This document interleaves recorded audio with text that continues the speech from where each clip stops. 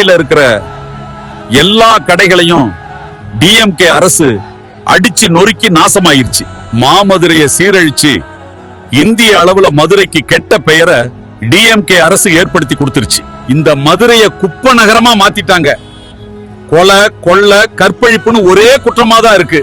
என்னோட மக்களுக்கு ஒரு நிம்மதியான வாழ்க்கைய வாழ முடியல. இததான் இந்த டிஎம்கே அரசு மக்களுக்கு பரிசா கொடுத்திருக்கு.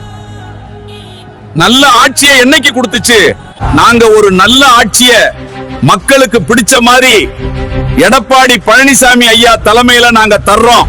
இந்த மதுரை மேற்கு தொகுதியில என்னைய வெற்றி பெற செய்யுங்க.